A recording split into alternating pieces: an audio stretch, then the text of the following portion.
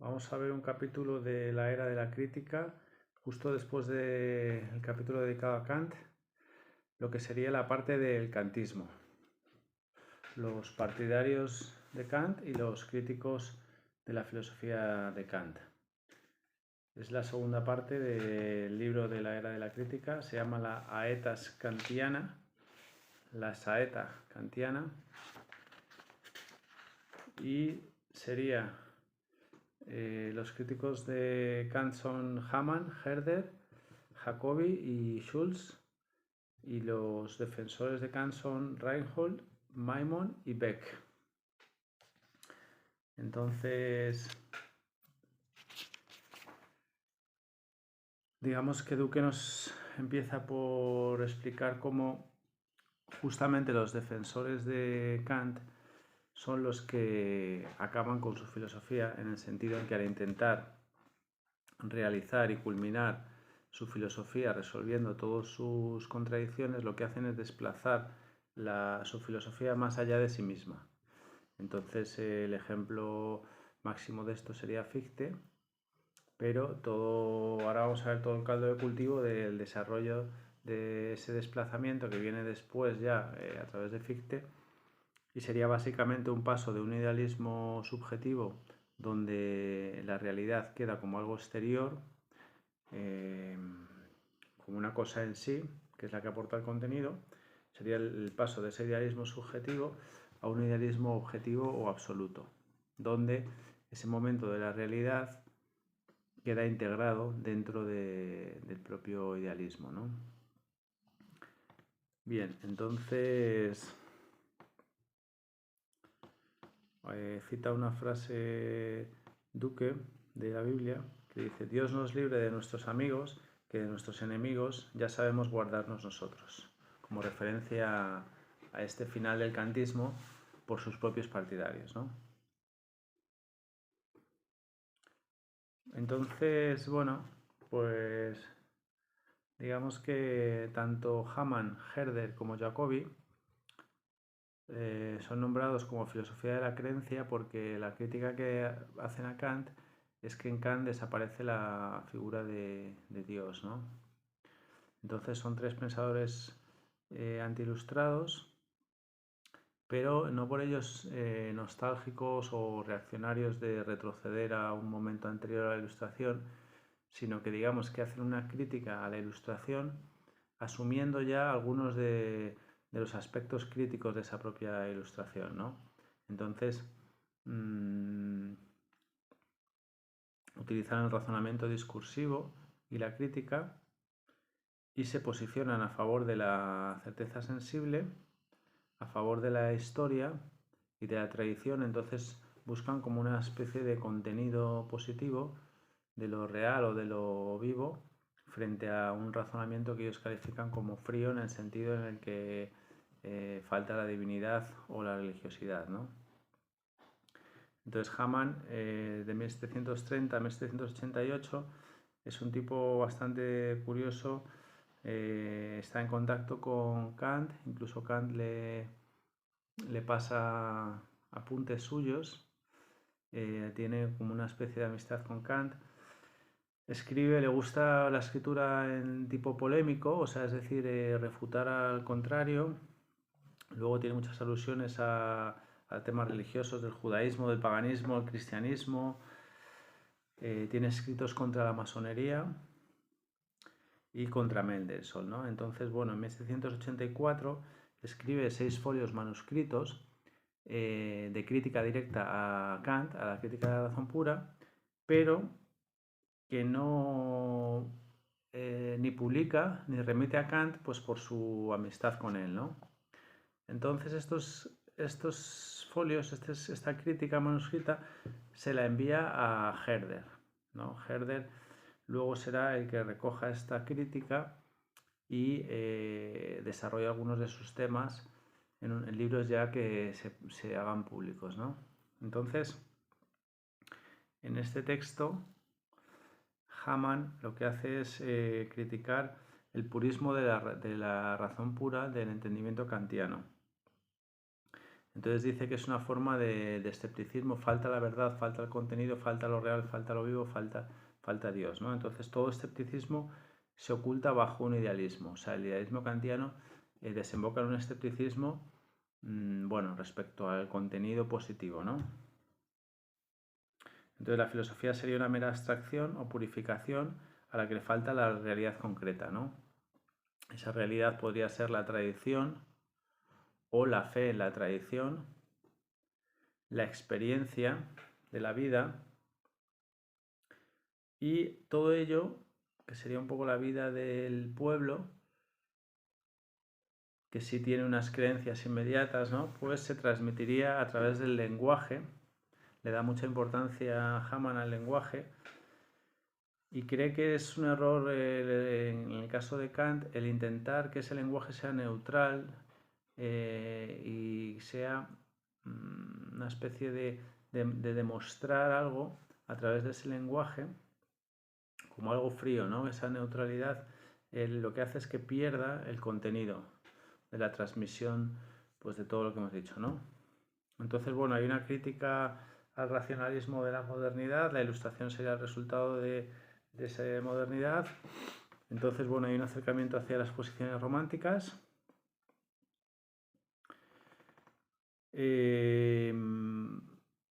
Acusa a Kant, que se declara a sí mismo como crítico y como superador de la dogmática, pues le acusa de ser una metafísica encubierta. O sea, es decir, detrás de una apariencia de cientificidad y de objetividad, lo que hace es, en realidad, desarrollar una metafísica de corte, pues, impotente o dogmático y de corte escéptico, ¿no?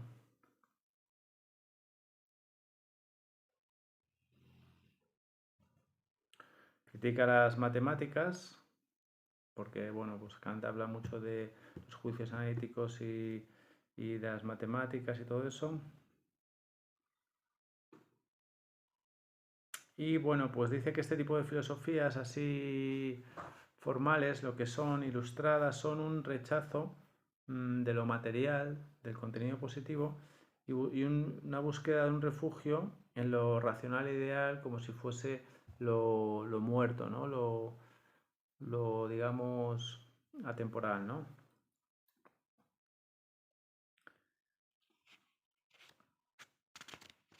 Bien, luego ahí entra un poco en el contenido de cuál es la visión del lenguaje, cómo Hamann plantea una alternativa al lenguaje kantiano y bueno, incluso incluye en esa concepción del lenguaje pues una temporalidad abierta hacia lo histórico, hacia el pueblo, hacia lo concreto, llena de vida y contraria a un formalismo del lenguaje demostrativo y científico y matemático, ¿no? Y luego, bueno, pues otro de los pilares de la crítica a Kant es la crítica a sus dualismos, ¿no? Cómo Kant divide todo siempre en categorías opuestas, sensibilidad, entendimiento, a priori, a posteriori, luego las antinomias de la razón, la división entre entendimiento y razón.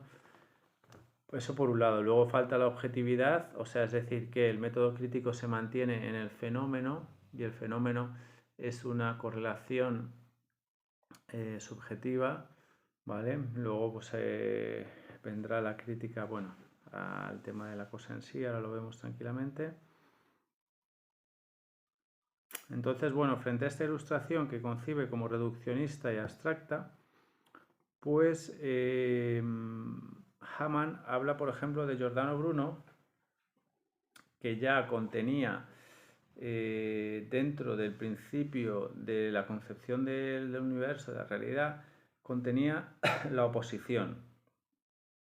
Entonces no era un entendimiento unilateral, abstracto, que iba solo en una dirección y que fijaba los términos, ¿no? Sino que frente al dualismo de lo humano y lo divino, la razón y la revelación, el idealismo y el realismo, digamos que hay un indiferentismo, una visión orgánica donde la identidad de los contrarios se pueden conciliar, ¿no?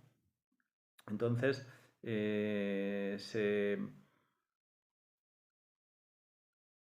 digamos que se busca lo absoluto como sinónimo de eso, de una totalidad real de la vida que incluya pues la posibilidad de los contrarios y que no haya que limitarse a una visión unilateral, ¿no? Que sería pues la visión kantiana como un intelectualismo o como una individualidad formal, ¿no? Bueno, luego vuelve otra vez el tema del lenguaje en Hamann, que es el lenguaje de la experiencia, que incluye la tradición y la historia, y que por su importancia Duque vuelve a destacar porque es como un poco todo el tema de la hermenéutica, ¿no? O sea, que el propio contenido, la propia verdad de la filosofía se define a través de su instrumento, que es el lenguaje, ¿no? Y eso presupone una interpretación, o sea, es decir, que no hay una neutralidad en el significado de las palabras, sino que hay que volver a rearmar todo ese sistema a partir de unas referencias que incluyen pues al sujeto, incluyen también pues un pueblo, una historia, una particularidad de ese lenguaje. Y entonces, bueno, pues hay una crítica aquí al universalismo abstracto, ¿no? De pretender hacer del lenguaje algo matematizable o un razonamiento frío y abstracto, ¿no?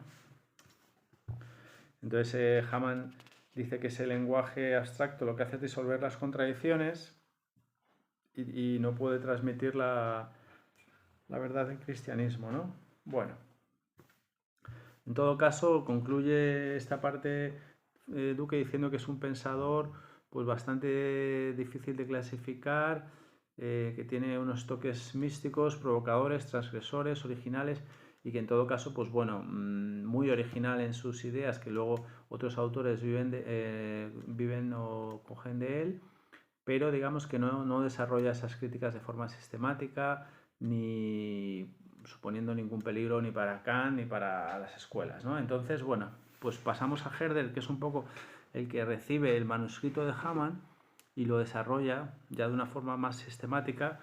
Herder vive de 1744 a 1803. También es un pensador difícilmente clasificable porque es poeta, filósofo, predicador, es párroco en Weimar en 1799 cuando está allí Goethe y Schiller. Es naturalista, o sea, tiene un amor por lo empírico, por lo concreto. Tiene una filosofía de corte casi panteísta, ¿no? Muy cercana a Spinoza, a la visión de la totalidad orgánica, y desarrolla campos muy importantes de la filosofía como la historia y la estética. Entonces ya Herder entra directo en el meollo de la cuestión, que es que el mayor error de Kant es no poder demostrar a Dios, ¿no? Que para él es la base de todo, que es el subsistir mismo de las cosas está basado en Dios, ¿no? Entonces Kant es simplemente un heredero del racionalismo laico de corte cartesiano. Bueno, Kant sabemos en la crítica de la razón pura que no se puede acceder a Dios porque la crítica de la razón pura lo que hace es fundamentar desde un punto de vista crítico, es decir, que la conciencia y el conocimiento se explica a sí mismo sin presuponer ningún contenido externo, o sea, es decir, la diferencia entre dogmatismo y criticismo, ¿no? Que el dogmático desde la razón, desde el conocimiento, afirma verdades que pueden ser objetivas más allá del conocimiento o la verdad de Dios también, ¿no? Como objeto, mientras que el criticismo se mantiene fiel a la explicación que da el conocimiento sobre sí mismo, ¿no? Entonces, eso es el correlato entre el correlato del fenómeno, el correlato entre sujeto y objeto en el fenómeno. Y entonces digamos que ese correlato, para que tenga una verdad objetiva, tiene que basarse en la experiencia, o sea, tiene que atenerse a la intuición sensible y el contenido tiene que venir dado por la experiencia, ¿no? Entonces eso hace que Dios, por ejemplo, pues no pueda ser conocido, ¿no? Como es normal, ¿no? Lógico, a través de la experiencia, ¿no? Eso luego se quejará Hegel de ese tema, ¿no? Bueno, entonces, si bien las condiciones de posibilidad de la experiencia no son empíricas, sino que es el sujeto trascendental, que es donde se da las condiciones justamente puras y a priori, ¿no? Y una estructura universal. Sin embargo, el sujeto trascendental no puede ser conectado con Dios, o sea, es decir, porque ese sujeto trascendental es casi la explicación de la experiencia desde la experiencia misma, como lo que rebasa la experiencia, ¿vale? Pero no hay una conexión con Dios, ¿no? Luego, en la crítica de la razón práctica tampoco, o sea, es decir, aunque el individuo es por naturaleza, es por sí mismo moral, lo cual quiere decir que en sus acciones los individuos se reconocen como libres, aunque no hay un conocimiento de la libertad, pero también se presupone la libertad como un hecho de esa actuación moral. Entonces cada individuo debe comportarse como si su máxima, como si su regla de acción fuese universalizable, o sea, es decir, reconociendo al otro como igual, reconociendo a la otra persona como un fin en sí mismo y no como un medio. Entonces, si bien digamos que esa moralidad del imperativo categórico es interior a la conciencia, es la buena intención moral de cada individuo, y cada individuo debe rellenar esa ley formal que es universal y pura, pero que es solo formal, debe de rellenar esa ley con un contenido particular en cada acto que lleva a cabo, ¿no? Desde su buena intención moral interior. Entonces digamos que la moralidad sería interior, universal y formal, pero sin embargo digamos que es un reconocimiento de el sujeto como perteneciente a la humanidad, porque el contenido de la ley moral es formalmente el horizonte de la humanidad, ¿no? Pero sin embargo, esa humanidad, pues tampoco, digamos, desde el punto de vista práctico, implicaría la idea de Dios, ¿no? La idea de Dios en la razón práctica viene por el lado del bien supremo, el sumo bien, que sería que los postulados de la razón práctica son tres: la libertad o el alma, el Dios y el mundo, ¿no? Entonces, digamos que aquella persona que actúa moralmente no puede hacerlo motivada ni por el bien, ni mucho menos por sus intereses. Digamos que su motivación tiene que ser pura también, en el sentido en que lo haga cumplir el deber solo por el deber, ¿no? Pero sin embargo esa persona, dice Kant, que tiene que bueno, puede tener un refuerzo a esa motivación para actuar moralmente a través de, bueno, pues el reconocimiento de que si él actúa moralmente durante su vida, luego cuando muera su alma inmortal, pues será recompensada por Dios, y será otorgado pues el sumo bien, o sea, la absoluta felicidad eterna, ¿no? Entonces, bueno, pues ahí por ahí entra Dios como postulado y en la razón práctica, pero claro, es solo un postulado, es una de las cosas que ahora le van a criticar, ¿no?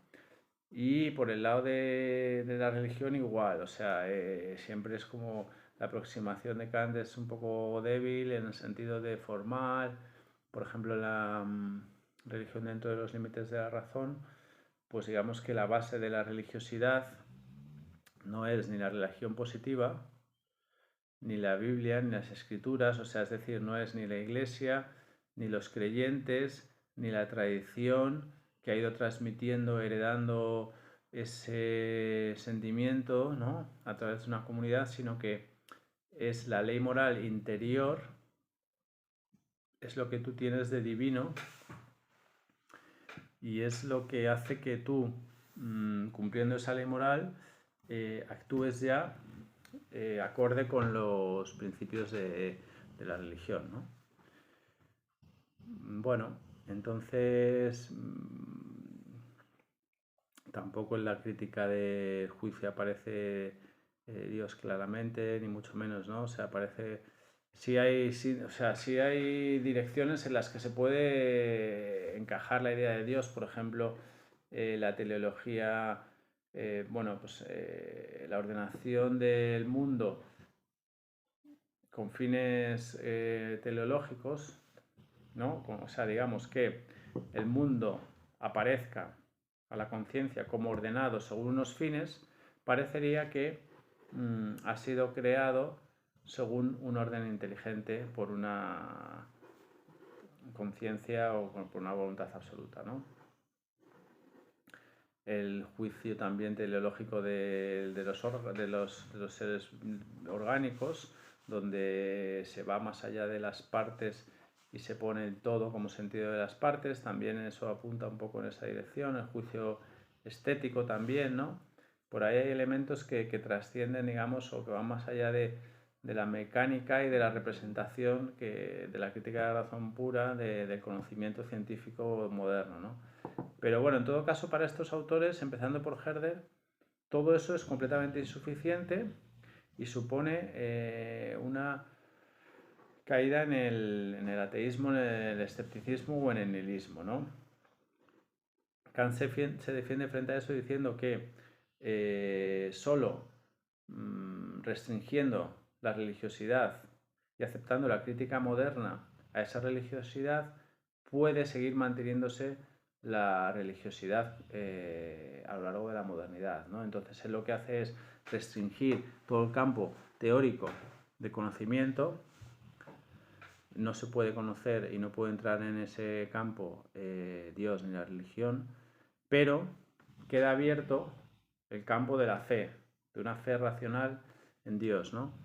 Entonces, Dios no puede ser demostrado a través del conocimiento científico, del conocimiento empírico de la experiencia, pero tampoco puede ser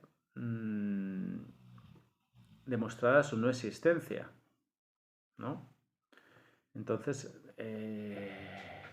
decir que Dios queda fuera del campo del conocimiento, bueno, puede ser visto como negativo, en el sentido en que no hemos demostrado a Dios, pero puede ser visto como positivo en el sentido en que tampoco hemos demostrado su imposibilidad.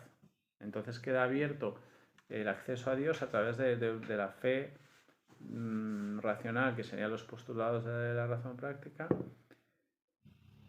Y bueno, pues eso para Kant es su forma de revitalizar la religión, ¿no? O sea, él no se sentía para nada en contra de la religión, ni mucho menos, ¿no? Pero hay que decir que en un ambiente alemán muy cargado de religiosidad, que no es el ambiente actual, porque, bueno, pues entonces enseguida se echaron encima, pues, toda la gente que le pareció eso como una crítica absoluta a la religión, ¿no?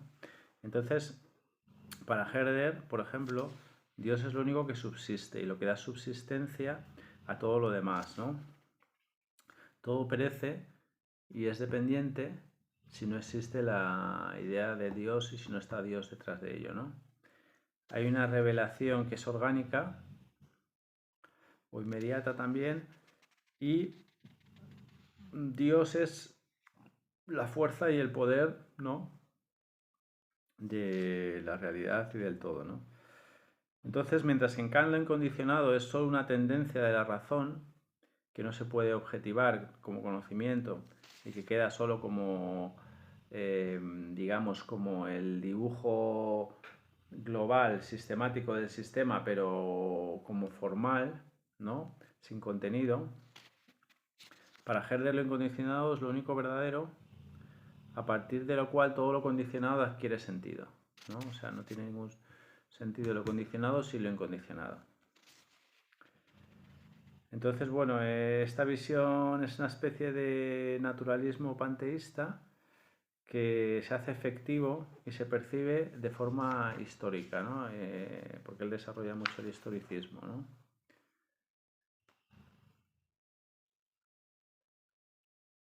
Otra cuestión que critica es ver la muerte como algo unilateral, ¿no? Lo finito, la muerte de lo finito, como un simple perecer absoluto, ¿no? Dice que todo perecer forma parte de un ciclo de algo que ha nacido previamente, ¿no? Entonces intenta siempre superar esta visión parcial, englobando ese fenómeno en su ciclo pues más global, ¿no?, y orgánico y tal, ¿no? Luego desarrolla todo un sistema de las categorías alternativo al kantiano, y en vez de ser las categorías de la conciencia, digamos que todas las categorías se derivan de una fuerza única y bueno, pues tiene la categoría de persistencia, a partir de la cual está la inercia y la gravedad, luego habla de la unificación y la separación, de la identidad como sustancia, la semejanza, la expresión del ajeno, bueno, todo un desarrollo interesante, ¿no? Todo tiende a la perfección. Esto lo recupera de Leibniz. Los pueblos concretos tienden a ser humanidad en el sentido en que el universo tiende a identificarse con Dios, ¿no? Entonces,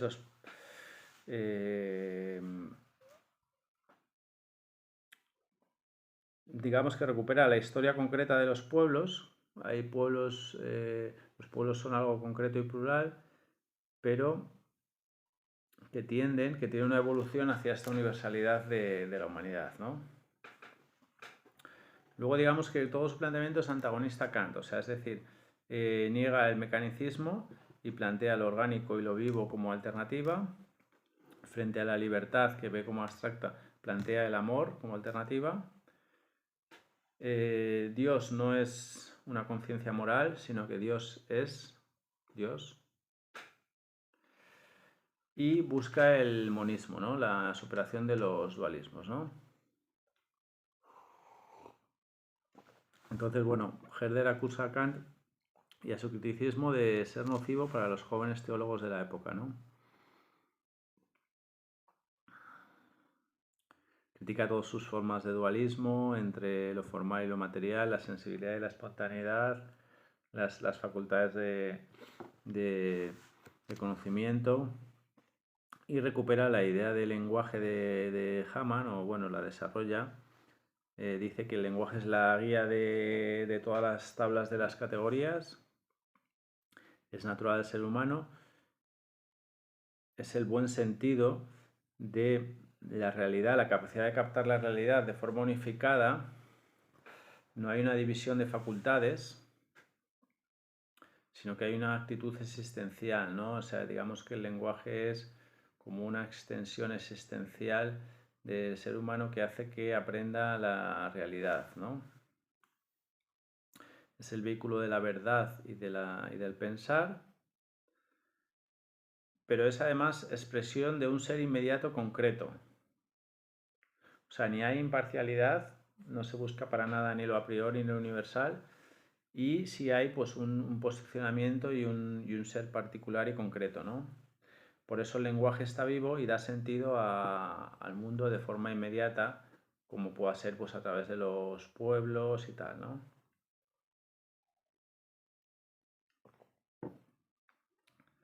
Bueno, Herder dice Duque que no consigue desarrollar estas críticas de forma suficientemente sistemática como para poner en peligro el sistema kantiano, que esto va a ir ocurriendo porque son autores menores, pero sí están lanzando continuamente ideas que luego pues en Fichte, en Schelling, en Hegel, pues son ideas potentes que se recuperan y que son críticas potentes que está realizando pues la rama más romántica contra la rama más ilustrada y racionalista, ¿no? Bien, entonces digamos que Jacobi es quien más consecuentemente y de forma más coherente desarrolló estas críticas contra Kant, ¿no? Jacobi vivió entre 1743 y 1819, fue amigo de Goethe, era comerciante de profesión, fue acusado de todo tipo de, bueno, pues enemigo de la razón, jesuita, católico. Era un personaje que no le gustaba nada la Revolución Francesa, o sea, no solo era romántico, sino que debía ser pues de corte bastante conservador, ¿no? Porque en esa época, digamos que cita Duque que a la mayoría de intelectuales, sobre todo en el inicio de la Revolución Francesa, pues en Alemania sintieron bastante entusiasmo, ¿no? Aunque luego, pues bueno, vino una época de más decepción, ¿no? Llegó a ser presidente de la Academia de las Ciencias de Múnich, o sea que es un personaje bastante importante y bastante influyente en la época, ¿no? Y bueno, pues comienza el tema con la famosa polémica sobre el espinosismo, ¿no? Entonces, bueno, Moses Mendelssohn, con quien mantuvo la polémica Jacobi, se refieren entre ambos, ¿no? A Lessing, ¿vale? Que parece ser que, bueno, pues confesó su espinosismo y su panteísmo, ¿no? Entonces, bueno, digamos que es un poco la excusa para empezar a retomar este tema, ¿no? Del panteísmo entre Jacobi y Mendelssohn, ¿no? Entonces, bueno, para Jacobi esta postura es un teísmo tipo racional que conduce, ese racionalismo desemboca en el nihilismo. O sea, al final desaparece la figura de Dios y al caer la figura de Dios cae la moral y cae las verdades últimas que sustentan la vida práctica del ser humano, ¿no? Los aspectos prácticos de su vida, ¿no? Entonces, bueno, pues digamos que para Jacobi, detrás de todas estas posturas de teístas, deístas, pues en realidad lo que hay es un ateísmo, ¿no? La forma consecuente de esas posturas sería un ateísmo que hemos dicho que es una de sus principales características es el nihilismo, y la otra sería la falta de libertad, el fatalismo o el determinismo, ¿no? La falta de libertad individual, que es, ahora vamos a verlo, la forma de acceder a Dios de Jacobi, que es a través de la interioridad inmediata, ¿no?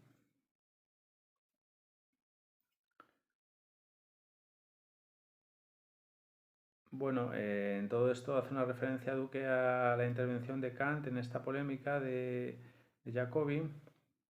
Y bueno, pues Kant lo que dice es que no se puede conocer a Dios, ya lo hemos dicho antes, pero que sí existe la necesidad subjetiva de Dios y de mantener un espacio para Dios, ¿no? A través de esa fe racional que hemos dicho. Entonces, claro, esta fe racional de Dios o este postulado de Dios, eh, que hemos explicado un poco la postura, el equilibrio al que llega Kant, ¿no? Para Jacobi, digamos que es una postura que se queda a medias. Dice, bueno, si al final vas a acabar en Dios, pues para qué hemos dado todo este rodeo de tener que estudiar la crítica de la razón pura, de no sé qué, y además esto para el pueblo, pues también, que ya están ellos pensando en lo concreto, ¿no? Para el pueblo, pues bueno, tampoco tiene mucho sentido, ¿no? Si al final vamos a llegar a la fe, pues vamos directamente a ella, ¿no? Y vamos a afirmarla de forma pues más consecuente y más clara y apoyarnos en ella, ¿no? Porque, bueno, pues que digamos como que Kant se queda un poco entre medias, una postura entre medias entre una especie de, o sea, entre el ateísmo y una postura religiosa, ¿no? Entonces, bueno, pues esa en consecuencia es lo primero que se critica, ¿no? Ahora vamos a ver una cosa que nos dice Duque que es muy interesante, que Jacobi consigue casi lo contrario de lo que se propone, ¿no? Porque lo que él quiere criticar al idealismo y al criticismo, y en realidad lo que hace es darle argumentos que luego lo van a fortalecer. Porque al mostrar los puntos débiles del idealismo, mediante sus críticas, lo que hace es que ese idealismo se pueda reforzar superando esas debilidades y transformarse, ¿no?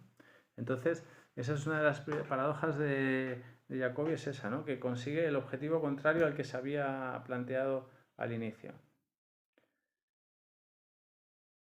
Luego, otra paradoja también que ocurre más o menos lo mismo, pero con Spinoza, ¿no? O sea, él pretende criticar a Spinoza por determinista y por ateísta, pero lo que hace en realidad es poner de moda a Spinoza e indirectamente a Giordano Bruno, ¿no?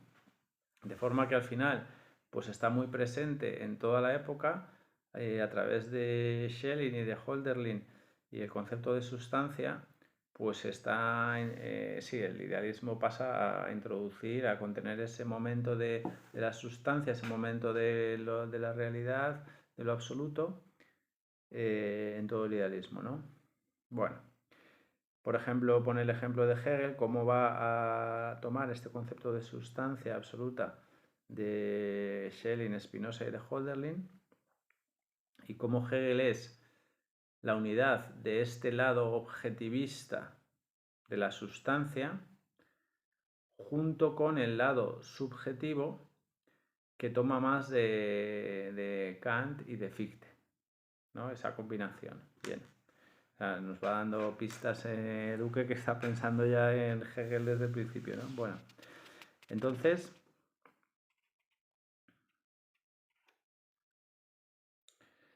bueno, pues Jacobi critica el racionalismo moderno como aquella posición política que desemboca en el nihilismo, en el rechazo de Dios como fundamento y verdad del mundo, ¿no?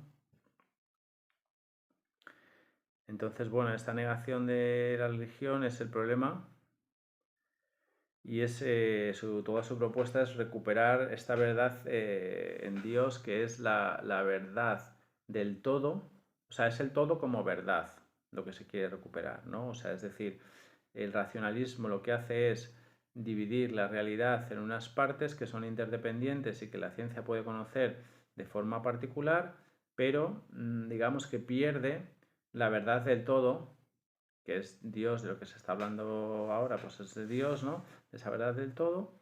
Y entonces él dice que sin esa verdad del todo, pues las partes al final desembocan en un nihilismo y por el lado práctico, pues se desemboca en al carecer de una verdad, una guía, pues la moralidad, el derecho y todo eso, pues ya carece de sentido, ¿no?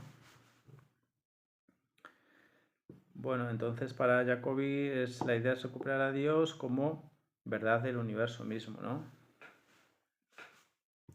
A Dios no se puede demostrar, sino que en Dios se cree, ¿vale? Entonces Jacobi recupera la creencia que se basa en el sentimiento, en la intuición, y desplaza la razón y el razonamiento como algo nihilista, ¿no? El individuo cree en Dios como la verdad del todo. Esta es una postura que se enfrenta al naturalismo y al mecanicismo, que son formas de nihilismo. Y entonces lo más objetivo, lo más verdadero de todo, que es Dios, se llega desde lo más subjetivo, desde la individualidad, desde el sentimiento individual e interior, ¿no? Esta paradoja pues es lo que criticará siempre Hegel de Jacobi, este subjetivismo, ¿no? O sea, está de acuerdo con él en que hay que recuperar la totalidad como verdad de las partes, pero a través de una racionalidad, y también está de acuerdo en que esa racionalidad no puede demostrar a Dios, pero negativamente sí puede mostrar que todas las verdades parciales no son lo absoluto, y así ir mostrando que el sentido de todo eso negativamente es lo absoluto mismo, ¿no? Bueno, vamos al contenido, vamos a ir avanzando un poquito más rápido si podemos. Jacobi es fideísta en el sentido en que Dios es el yo íntimo individual, ese trasfondo inaprensible de mi yo es lo absoluto, es algo inmediato en mí y está basado en una creencia, ¿no? Entonces, a partir de ahí usa la lógica para luchar contra la lógica, y desde la existencia inmediata hay que tomar partido de una serie de disyuntivas, ¿no? Por un lado está la ciencia que conduce al nihilismo, y por otro lado está Dios, que es como la moral o la verdad del todo, ¿no? También por un lado tenemos la naturaleza con un determinismo materialista y un mecanicismo, aquí no hay ninguna visión romántica de la naturaleza, o por el otro el espíritu, que es la libertad. Bien, la naturaleza es lo mecánico y lo autocontradictorio, en el sentido en que no da cuenta de sí misma como un todo que se autoproduce, sino que se limita a explicar la determinación recíproca de unas partes respecto de otras, ¿no? Entonces le falta esta visión mecanicista, el alma, o lo que anima y autoproduce a la naturaleza. Por el contrario, el espíritu es algo positivo para Jacobi en el sentido en que muestra la libertad del individuo y la independencia de su voluntad respecto al apetito, ¿no? Respecto a lo corporal o a lo natural, ¿no? Bueno. Luego habla Duque de su propuesta de dominio de la naturaleza como revelación de Dios, y es curioso que aquí dice que coincide con Kant en que ese es el proyecto, pero digamos que Kant desde la razón y apoyado en la estética y en la ética, y Jacobi desde el sentimiento puro, ¿no? Entonces,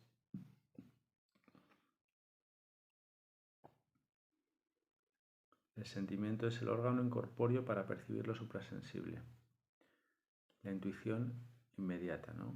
La intuición inmediata, que es la categoría fundamental de Jacobi, se basa en que no hay distinción entre lo subjetivo y lo objetivo, entre la certeza y el contenido. Es una revelación inmediata de la existencia de Dios, de un Dios personal, que es el fundamento de todo en el sentido en que es su creador. No hay una recaída en el argumento cosmológico de la existencia de Dios, porque para Kant este argumento es una demostración de Dios. Y digamos que Jacobi intenta evitar la demostración porque dice que se da de forma inmediata, ¿no?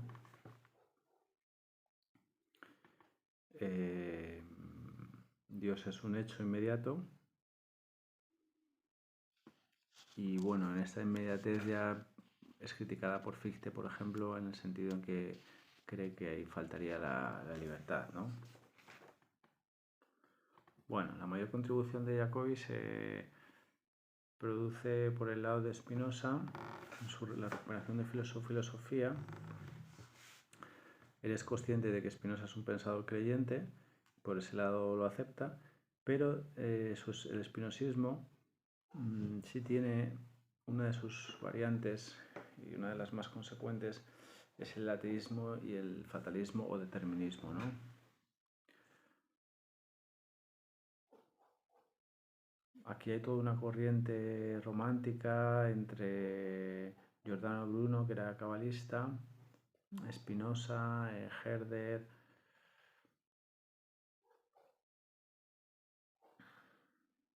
Bueno, entonces digamos que la sustancia de Spinoza es aquella totalidad no dada a la experiencia que da cuenta de lo condicionado, lo que sería para nosotros la idea de realidad, ¿no? El todo. Y esa sustancia es concebida en Spinoza, puesto que no hay una experiencia de ella y una aprehensión racional, ¿no?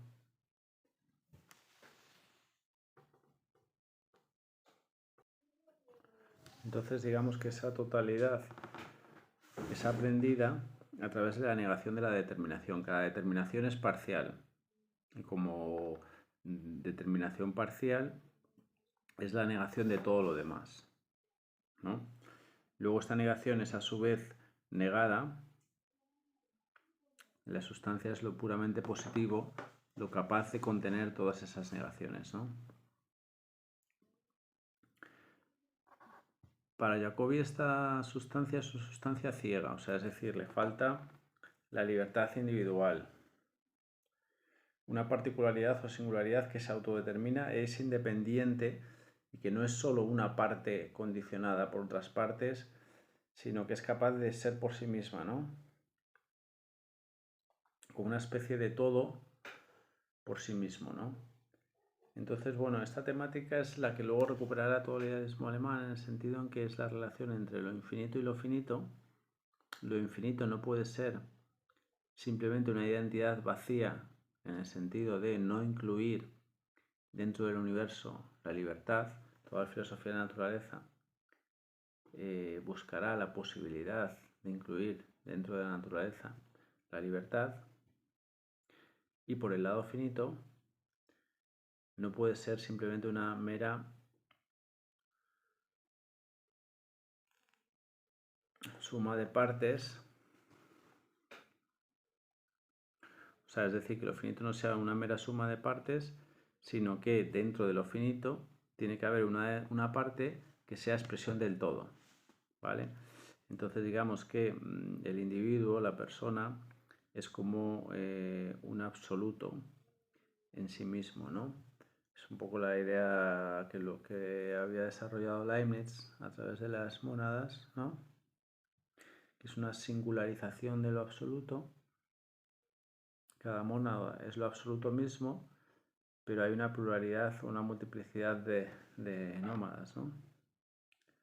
De individuos. Bueno, este es un poco el tema de la libertad a nivel individual, que dice Hegel que está en el cristianismo y tal, ¿no? Bueno, vamos a la crítica de Kant, que es muy interesante. Son dos, ¿vale? Dos. Lo primero que dice Jacobi, que él puesto frente a Kant, dice que es solo un fenómeno, una representación, y que no es un yo real, y que no hay ninguna manera que se pueda, desde la filosofía de Kant, conocer al otro como persona, como individuo, sino solo como una representación de su conciencia. La propia realidad del otro, considerar al otro como individuo real, entra en contradicción con la filosofía de la representación de Kant, ¿vale? Porque para el conocimiento tú eres solo un fenómeno, ¿no? El otro es solo un fenómeno. Eso implicaría, para poder reconocer al otro como persona, implicaría que hay una causalidad entre el yo real de la otra persona y mi fenómeno o mi representación de esa persona. Y esa causalidad es justamente lo que no permite la filosofía crítica de Kant, ¿no? Esa causalidad requiere apelar a la fe. A través del conocimiento no podemos llegar a esa causalidad entre lo real y la representación, y tenemos que recurrir a la fe. O sea, es decir, a través del campo práctico podemos decir que el otro es un noúmeno dotado de libertad, pero ahí ya necesitamos de la fe, con lo cual estamos en el mismo argumento de antes. ¿Para qué dar todo ese rodeo si podemos directamente ir a la fe, a una fe inmediata, ¿no? O sea, si al final nos apoyamos igual en la fe, ¿no? Luego, en la crítica del juicio también se llega un poco, se puede llegar a través de las partes de un organismo vivo, se puede ver el todo como su sentido, ¿no? Digamos que eso es un poco como rebasar las representaciones y buscar una unidad más orgánica, más de conjunto, ¿no? Pero bueno, esto dice Duque que se hace solo por analogía y solo subjetivamente, y además, pues bueno, que también es un acceso insuficiente, ¿no? En todo caso, bueno, pues son caminos como muy abstractos para Jacobi, que propone que, bueno, pues que tú sientes al otro desde una existencia y una intuición inmediata, ¿no? Bueno, pues esa es la primera crítica, ¿no? La segunda crítica es la crítica a la cosa en sí, que es para Duque, marca el comienzo del idealismo alemán.